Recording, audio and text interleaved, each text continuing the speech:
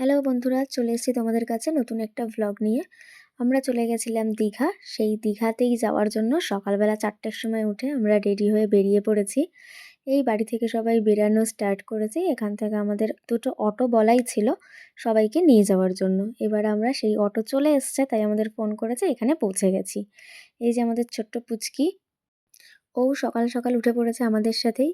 তোমাদের সাথে গল্প করতে করতে চলে এলাম বাস স্ট্যান্ডে। এবার আমরা সবাই বাসে উঠে যাচ্ছি এক এক করে।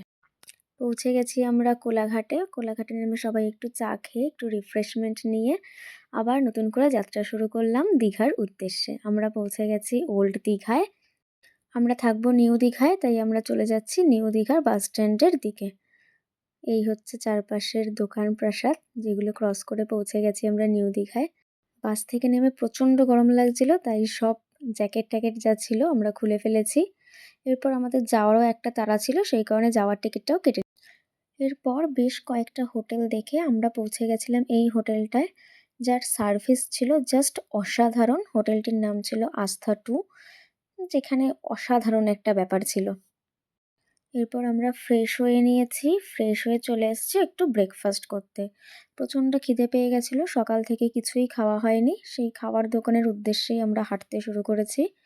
খাওয়া দাওয়া কমপ্লিট করে আমরা চলে গেছিলাম সি বিচে। সি বিচে গিয়ে আমরা প্ল্যান করছিলাম সারাদিন কিভাবে কাটাবো, কি করব না করব। এরপর আমরা চলে এলাম সুইমিং পুলে স্নান করতে। এটা আমাদের হোটেলের সাথেই ছিল। এটা ছিল অসাধারণ।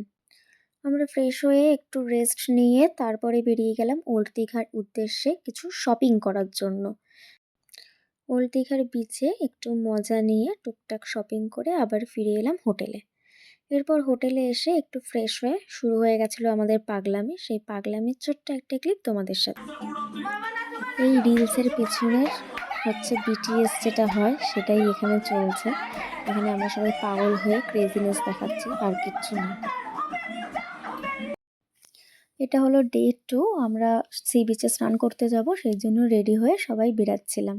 এখানে একটা ছোট্ট ক্লিপ নিয়েছে, যেটা আমার বোনই নিয়েছে, সেই জন্য ওকে এখানে দেখতে পাওয়া যাচ্ছে না। আমরা একটা ম্যাজিক গাড়ি বুক করে নিয়েছিলাম, যেটা করে আমরা মেরিন ড্রাইভে গেছিলাম।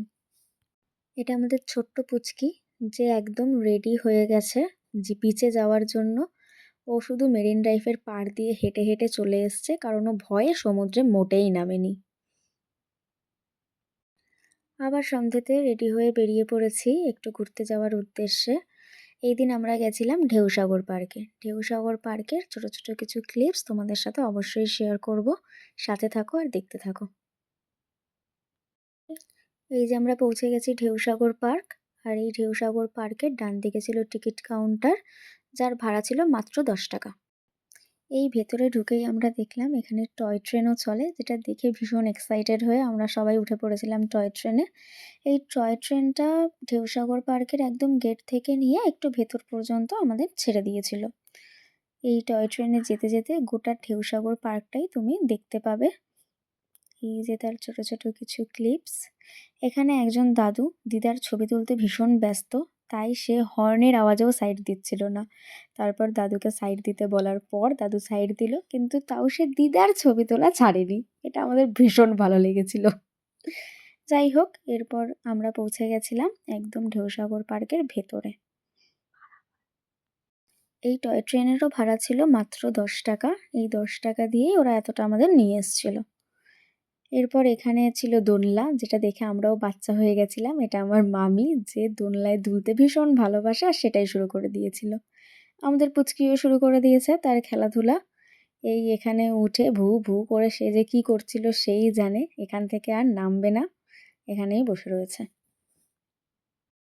পুচকিকে দেখে আমরাও একটু বাচ্চা হয়ে গেছিলাম। ওর এই খেলনা দেখে আমরাও চলে গেছিলাম একটু দোলনায় দুলতে। সেই দোলনায় দুলতে দুলতেই আমাদের আজকের রাত শেষ। তারপরে আমরা চলে গেছিলাম হোটেলে। ডে 3 আমাদের শুরু হয়েছিল এই মোহনা থেকে। মোহনায় গিয়ে এদের 3জনের মনে হয়েছে এক্সারসাইজ করা খুব জরুরি, তাই 3জন, 2 মামা আর আমার বাবা মিলে শুরু করে দিয়েছে এক্সারসাইজ। তাদের এই এক্সারসাইজ আর শেষ হয়নি বেলা 11টা পর্যন্ত। এই চলছে কন্টিনিউ। তোমরা দেখতেই পাচ্ছ এরা কি পাগলামি শুরু করেছে, সেটা আমরাও জানি না, কিন্তু এরা পাগলামি করছে। এদের পাগলামি শিকার আমার মামিও, তাই দৌড়ে দৌড়ে মোহনা থেকে নিউ দীঘা এসছে। এরপর সকালে আমরা চলে গেছিলাম একটু শপিং করতে। এরকম কিছু দোকান আছে এখানে যেখানে তোমরা ভ্যারাইটি ব্যাগ আর দোলনা পেতে পারো, সেটা তোমরা নিতেই পারো। এখানে আমাদের পুচকিরও মনে হয়েছে কিছু কেনাকাটা করা ভীষণ জরুরি, তাই ও চলে গেছে ওর ডিপার্টমেন্টে কেনাকাটা করতে। ওর এখন সব পুতুল লাগবে, সেই পুতুলগুলো দেওয়া হচ্ছে না জন্য পুতুলগুলোকেই বকাবকি শুরু করে দিয়েছে। এই যে একটা পুতুল টান মেরে নিয়ে নিল, আবার সেটা ওর মা রেখেও দিল। এই চলছিল সেই দোকান জুড়ে। আমাদের আবার ফিরতে হবে, তাই বাসের টাইম হয়ে যাচ্ছিল, তাই আমরা চলে গেছিলাম খেতে। এখানে গিয়েও আমরা এখানে বসেছিলাম খাবারের অপেক্ষায় অর্ডার দিয়ে। এই যে আমাদের মহারানী ভিক্টোরিয়া, যে এতদিন ঘুরে নেতিয়ে গেছিলো, তার আর ভাল লাগছিল না। তারপর আবার ফিরতে হবে, পড়াশোনাও শুরু, সেই জন্য আরোই ভালো লাগছিল না। এরপর আমরা খাওয়া দাওয়া করে পৌঁছে গেছিলাম বাসে। এই আমার মা মহারানী ভিক্টোরিয়া বসে আছে, এই আমাদের মামি। বাবাই চলে এসেছিল একটা এত বড় কোল্ড ড্রিঙ্কসের বোতল নিয়ে, এই যে দেখতে পাচ্ছেন। এই আমাদের জার্নি মোটামুটি শেষ। টাটা বাই বাই বন্ধুরা, আবার চলে আসবো নতুন কোনো ব্লগ নিয়ে নতুন কোনো সময়।